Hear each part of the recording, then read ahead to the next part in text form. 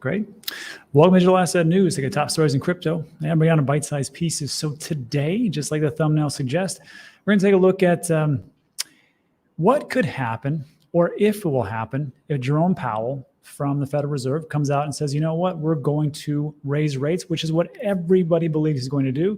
I'm going to give you a different opinion. So first, we're going to take a look. We're going to take a look at the market itself, and I wouldn't call it a recovery, but it sure isn't slipping like it was yesterday. We're going to take a look at Max Kaiser as he gives a little history lesson as far as Fed rates, why the Fed props up the markets, and why the media is just absolutely awful. Then we'll take a look at an interesting story. UFC fighter won last night. He took his half of his purse in Bitcoin. We're going to show you how much. And then lastly, we'll just do a quick follow-up as far as what we can do together. And of course, we'll do a little Q&A. So before we get started, let's make sure that the audio is good. It should be good. I've been testing it, and it looks like it'll be okay.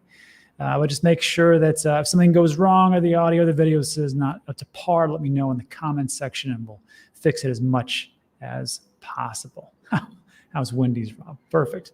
All right, so let's get into it real quick. Let's take a look at the market itself. Today's not a bad day. I mean, in all honesty, yesterday was quite awful, quite depressing, as we saw slides between 11, 12, up to 25%. And it was quite a showing.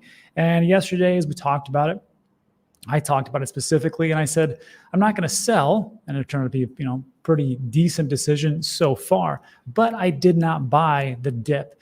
I felt like we're going to go a little bit farther, and we did not. So I'm pretty happy. I'm actually happy I was wrong. And this is where we're at. So I just kind of stood my ground and see what happens. And now here we are. Of course, it is interesting to note that sometimes it's just better just to go against the entire grain, which everybody is super bearish right now. But we'll see how it happens. And I think it's all going to happen this week, especially when the markets open up. Let's see what the S&P 500, NASDAQ does. And of course, what Jerome Powell is attempting to do. So today is a pretty good day, a little recovery, right? 35,000. And let's not get ahead of ourselves. Remember, in 7 days, Bitcoin dropped 18%. So let's not rah right now, because there's a long ways to go. And who knows which way things could go. Ethereum down a quarter, 26% in 7 days, but up 3% in 24 hours. So take the small victories, no matter how small they are. Binance Coin, everything's up across the board except for Binance. That's USD. Shiba Inu, I think, is one of the big winners, 10%. Cosmos up 12%. It's pretty good. Phantom up almost 13%. You can see these layer one solutions, how they've actually, people want to get into them. So it's not so much about taking a look at what the biggest losers are, but take a look at which ones are rebounding, and you can kind of see where the market is going. That looks pretty good to me. But again, if you take a look at that 7 day, it is a brutal number. And of course, the reason why we're talking about all these things is because the S&P 500, our traditional market, I guess you'd call them now our brothers or sisters, essentially, because we're attached at the hip, seems like. They took quite a slide. And I think everybody knows this because we talked about this yesterday. Even over, like, if you zoom out, it even looks pretty depressing, even over the 6 month time frame. This is the NASDAQ, 6 months. That's nothing to sneeze at. That is not the greatest. So that's what we have. But there is a little hope. We take a look at the charts, TA chart. Again, I'm not a TA guy. I like to just dabble a little bit. But RSI was just, the relative strength in this was so low. I mean, this is one of the lowest that we've seen in quite some time. And I lived through the March 2020 pandemic scare when we dropped like 70, 80% or something like that in one day. It was brutal. So yesterday is just another day. And it just goes to show you the resiliency of the market. And of course, the MACD looks like we're flipping as the volume kind of comes around, 9 EMA. So maybe there's a little bit more. But again, look at these candles wicking down. So I am still on the sidelines. I'm not decided if this is going to be the one. But I just, right now, I could have bought the dip. I didn't. I just didn't sell. Not in the business of losing money. And I think they're going to turn around at some point. Question is when. And it comes down to this whole thing coming about with, is the Fed going to taper, and are they going to raise rates? Because in all honesty, they should have been raising rates a lot sooner. than what they did. And they kind of just let everything languish, and they had to. They had really no choice. And James over at FEDS Answers, when we were on doing DCA, he's pretty convinced if they do raise rates, it's not going to be too much. And he doesn't believe, I don't believe it's going to be 4 times. I know Jamie Dimon thinks they're going to raise it 8 or 9 times. I don't see that could any possibility having that. And I took a look at this. It was a pretty good interview. It was a great interview, actually. Stansberry Research. The link for the full video is in the description. I know some people some people love Max Keiser. Some people do not like Max Keiser. They think he is a loon, a little bit out there, and he is. And I know some people say, well, he's not good for the space. And I say like this, look, everybody needs a hype man. Everybody needs somebody to get out there and just, be that person. And Max is that person, let's be honest. He does do some crazy things like baptizing people at like the Bitcoin conference and things like that. A little strange, but whatever. I mean, some of the most eccentric people I've met have been the most wealthy and successful, just kind of how it is. But he gives us this pretty good answer. And what we're going to do is we're going to take a listen. There's 3 pieces. One, he's going to talk about his Fed rates prediction. He's going to take a look at the past. And I like people who have lived through some things, especially Max here, because he talks about the Fed rates that were raised from 1979 to 1986 by Volcker, the Fed rate chairman. Then we're going to take a look at, he talks about why the Feds prop up the market, insider trading and things like that. Then also talks about the media and why it's awful. So let's take a listen to the first piece. And this will go pretty quick. It's only about a minute and a half or so. Let me share my screen in a different way. There's a new add-on for this. Let me see if I can do this the right way. I'm going to share my screen, but as a tab. There we go. So as I play this, I want to make sure that you can actually hear it. So I'm going to play the first 10 seconds or so. Let me know in the comments if you can. If not, I'll do it the old-fashioned way, but I don't like doing that way. So let me go here and come here and go. Derivatives, but what about the Fed's taper program that's revving up steam and looking to become more and more aggressive? So before I go on, let's make sure you can actually hear that, because that's going to make no sense. Oh, great. We Gucci, we hear. Great. So listen to this. So the question is, Max, what do you think about tapering and things like that? And it's a great answer. Let me play this. Danielle, you can't taper a Ponzi scheme. How many times are you going to fall for this fake news? How many times is Lucy going to pull the football away from Charlie Brown? This is the same thing we've been seeing for 20 years. The Fed threatens taper, and then they loosen policy. It never happens. Inflation under Paul Volcker's time was racing higher than, less than it is right now. And Volcker took interest rates up to 15, 16%, right? So they're already way behind the curve. Interest rates to deal with the current inflation should already be 8, 9, 10%. On the overnight rates at the Fed. That's what it should be if they were doing their job correctly. So why don't they do it? Well, for one thing, the duration risk of the Fed's balance sheet is way out on the curve. So even a 1 basis point rise in rates totally obliterates the Fed's balance sheet. They're in the weakest position they've ever been. So too with every central bank in the world. They're not going to taper, Danielle. They're going to print. They're going to announce. All we need is 1 or 2 more down days with the NASDAQ, and they're going to announce a $10 trillion bailout or more. That's the pattern. We've seen it now for 20 years. I can't believe people are still fooled by this. I can't believe people are still fooled with this. That's a perfect response, in all honesty. So there's a couple of things. First of all, let me stop this and share one more thing I want to show you. Because when he's talking about here, when he talks about, and it was pretty eye-opening to me because I didn't know that the rates were that high back then. He's talking about Paul Volcker. And he was the Fed chairman from 1979 to 1987, somewhere around in that time frame. And when he talks about this guy, the inflation was lower back then than what it is now. And what they did, check this out.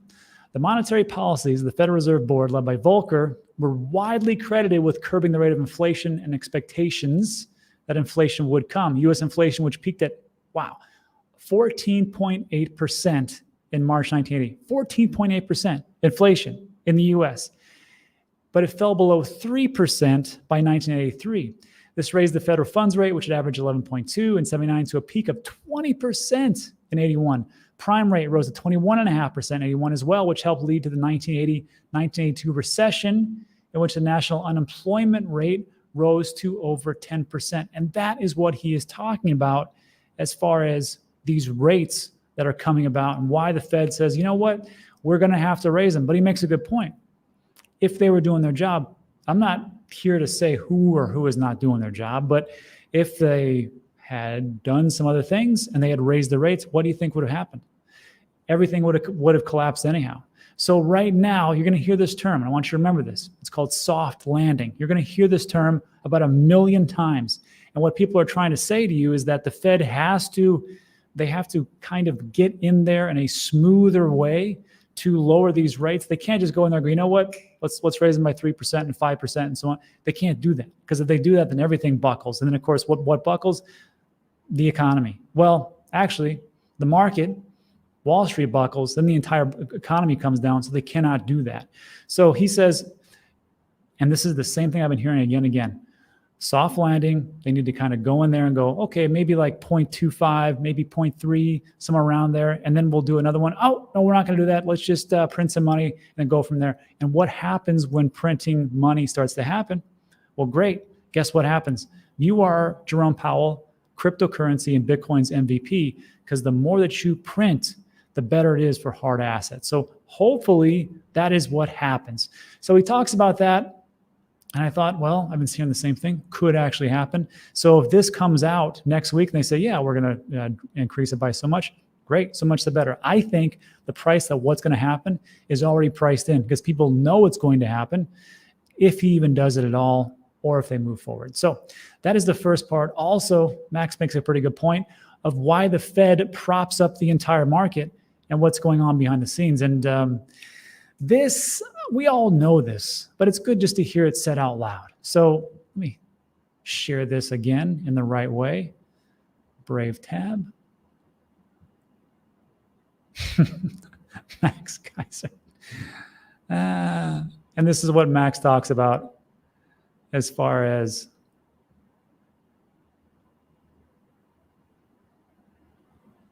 where are we? What props up the market? Take a listen to this. This is pretty good. They want to keep the stock market up, up, up, up, up, up. Who's an investor in the stock market? Nancy Pelosi, senators, congressmen, insiders, market manipulation. Nope, that's not it. Sorry, this They one. want to keep the stock market up, up, up, up, up, up. Who's an investor in the stock market? Nancy Pelosi, senators, congressmen, insiders, market manipulators, right? Of course, they only look at the stock market. That's their only gauge. There is no price stability, and employment is a complete disaster. That's their ostensibly what they're supposed to be looking at, but they don't. They only look at their friends in Congress and on Wall Street. It's a rolling bailout of Wall Street, and it's a gift. Insider trading is legal in Washington. And they're cashing out. They're making hundreds of millions and billions of dollars playing this game, pretending that they're not extraordinarily corrupt. It's just... And then Max goes off on a tangent, and that's really what it comes down to. So before we go on, let's do a little fact check on Max, because what he says. Let me stop this. What he says there is he said that it's legal in the United States Congress for them to do trading, which I think, if we took a look at it, is that true? Is that 100% true? So take a look at this. So if you're not from the United States, here's a funny thing. It is totally 100% legal. So our congressmen and women who are out there who are talking to these big industries and who are privy to some pretty good information that me and you are not, they have the ability to go behind the scenes and do all the kind of tradings that they want to. I remember someone told me that Nancy Pelosi, or more to the point, Nancy Pelosi's husband has a better track record than any hedge fund that's out there. That's not, I cannot verify, confirm, or deny that report. That's just for funsies. I have no idea. But I just thought it was interesting how that, yes, Max Kaiser is 100% correct. They can do all those things. And then just even take it one step further, because they're like, well, maybe this is just a little bit old, but this was just from January 20th where, I mean, to give you a flip side, Pelosi goes, well, maybe we shouldn't be doing so much stock trading for members of Congress. So next time when you're thinking about, boy, I'd like to have some insider information, all you got to do is become a congressperson, and you'll get a ton of that. So that takes care of that piece. And then lastly, Max shares one little tidbit of information, which I thought was pretty funny, where he talks about, where did we go? Oh, yeah. Media in and of itself, and why I think people like you who watch the video watch people like me or Joe Rogan or things like that. And it's a very simple process. So just take a listen to this. If I look at the news, if I go to like MSNBC or CNN, I'll see a report on COVID featuring quotes from senators who own Pfizer. And then I'll take a break and see an ad from Pfizer. Then we come back to Anderson Cooper talking about it, we just saw an ad from Pfizer, who's got on as his guest a politician who owns Pfizer stock and is passing laws that are beneficial to Pfizer. Now, this is the most shameless and corrupt scandal ever in American history. I don't think you can really point to a time in American history when you had such a shameless pilfering of the public wealth from these politicians. They're literally stuffing bags of money every day, and the media is completely culpable in this. They don't. So, before Max goes off, I'm just saying that's one person's opinion. I can't speak too much, although it's super entertaining. But it does make you think right now, right? The whole point about what is the Fed going to do? Are they going to come in there and raise the rates? Well, if they do those types of things, it's going to really drop down the market itself, the S&P, NASDAQ, and everything kind of goes down. Then, of course, the unemployment rate goes up. And then you have to remember something in America. I don't know where you're at, but this is 2022. This is an election year, the primaries. So the 2-year process. So all these different politicians, their one main goal is to get reelected, and they can't do that if the economy goes down the tubes. So I think there's a lot of discussion going on between politicians, maybe the President of the United States, who knows, and Jerome Powell. Because remember, the Federal Reserve is about as federal as the Federal Express. They're not apart. They are separate. They are centralized banks. So hopefully they can tell them, hey, maybe it's not a good idea to raise the rates so high. But if they don't do that, what are they going to do? What's the only option? Print money. What happens when we print money? Well, inflation goes up. And then just kind of like a big round-around circle. But unfortunately, I hate to say this, it is good for crypto. So let me know what you think about that in the comments section. Let's move on to our next to last piece. This will be pretty fast. Last two pieces. UFC champ, Ngannou, I think his name is. He just won last night. I think he retained his belt. I don't think he was fighting for the belt. Doesn't matter. But two things. First of all, he got paid $300,000 in Bitcoin because he took half of the purse for the fight. He took that in Bitcoin, which I thought was pretty great. I mean, good for him to take so much money in Bitcoin. And also, what a great time to take it. I mean, it's like super low. And then, of course, the 300,000 could now, because, I don't know, jumped up 5%, 305,000, whatever it is, or 305, 4.5%. So good for Ngannou to get it on the right time. Let me share the right screen. Whoops. Share window. It's always tricky to do that one. Yeah. So this guy. So, like I said, he got 300,000 Bitcoin, good for him. He took half of it, good for him. But there's, two things. First of all, it's going to actually appreciate that 300,000. Who knows in a year what that could be worth? I'm not here to make price predictions. I've stopped that. But the second thing is he only got paid 300,000 for a championship fight in one of the biggest arenas in the world. I think that's kind of lowballing it. Hopefully he's got some good sponsors, because 300,000 doesn't seem like a lot. But it just goes to show you that, hey, mass adoption is here. People are taking it. Big athletes are taking it. And that's just one more. And then lastly, I want to show you what we can do together. Congratulations to Tony over at Thinking Crypto. He got his YouTube channel banned more than 24 hours ago, like 24 or 36 hours. We put it out on Twitter. I talked about it yesterday. You guys went onto Twitter, or a good amount of people went on Twitter and said, hey, YouTube, give him his channel back. And it happened. So his channel got reinstated within like under 36 hours. That's amazing. So it just goes to show you that we kind of stick together and do the things what we want to do. We can do a lot of things and move mountains. So that's it. Congratulations, Tony. And thank you. I want to say thank you to everybody for taking the time to help him out, because it's pretty stressful when you're doing a YouTube channel. Tony's got a young family, and to get that taken away. So great. So that's it for today. So let's go over some Q&A, and that's what's going on. Again, I think what the big news or the big prospect will be just how everything opens up tomorrow morning. And then when Jerome Powell comes out, raises rates or whatnot, we'll see. All right, let's see what we got. Let me bring this up.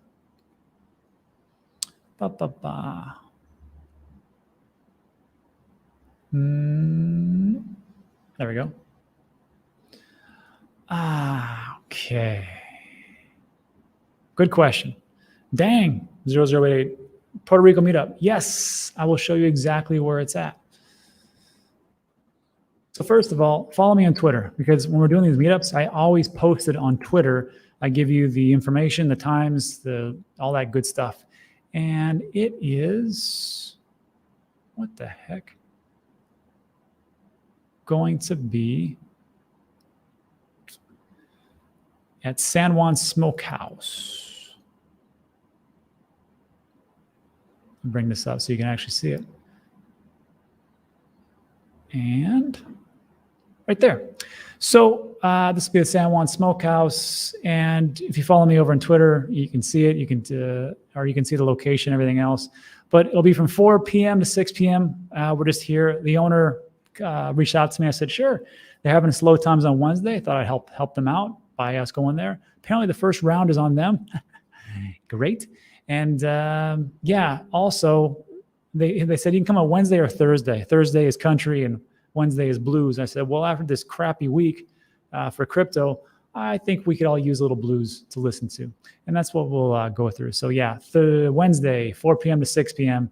And that's when the meetup is going to happen. And look at this. Look at this delicious stuff right here. Look at that. It's bacon. Nice. All right. Next question. Price prediction of Voyager in 2022. Sure. Let's see.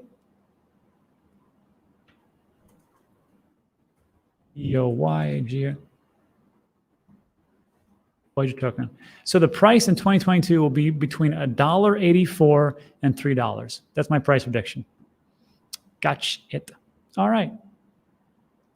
Wish I go to Puerto Rico. Yeah, man, you'll be here at some point.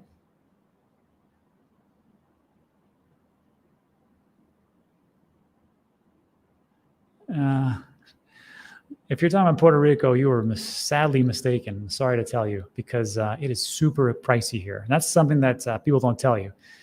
Import taxes, everything that you're going to consume is super high. It's like 11.5%, just the state tax itself.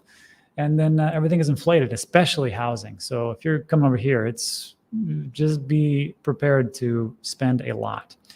And that's the truth. AVAX, please, I don't know what you mean.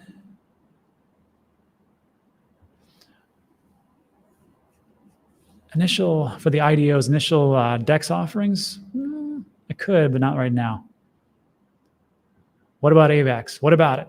It's a great layer one solution. I own some. I actually have a Avalanche staking pool. If you go over to danteachescrypto.com, that 100% free website, just click on staking.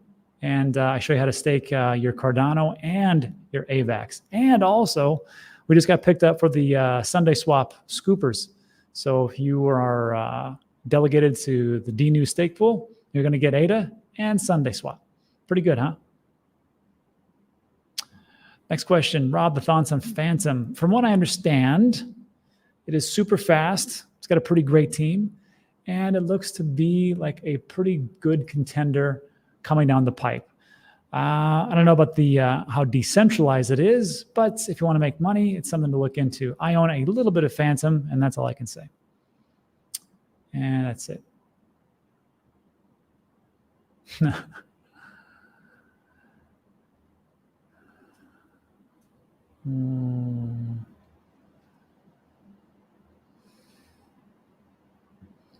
Retail that panic sells their crypto deserve to be gobbled up by whales. Hey, you know what? It happens. This isn't for everybody. You got to remember, guys, crypto is super volatile. And if you're coming from a traditional market, or this is your first stop into investing, maybe it's not your cup of tea, and that's okay. Not investment advice, just investment opinion. And if you can hold on, you get rewarded. And if you can't, then it is what it is.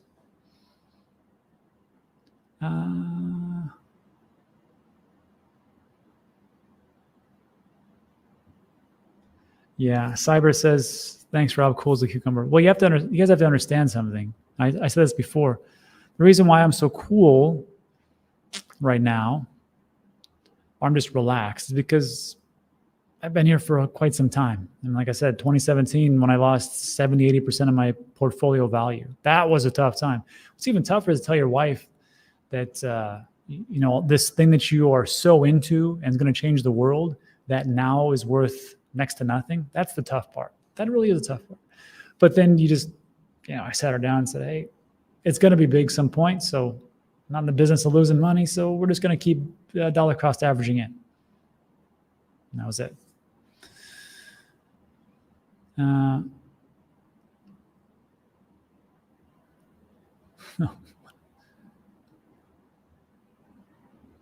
Baby tether. I don't know what that is.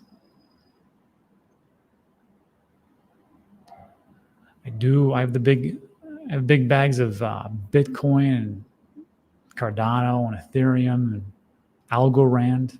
Algorand's going to be big. I think it's going to be big. Macari, that guy is a genius. He's got a pretty good team around him. And actually, Anthony Scaramucci was one of the ones that told me about it.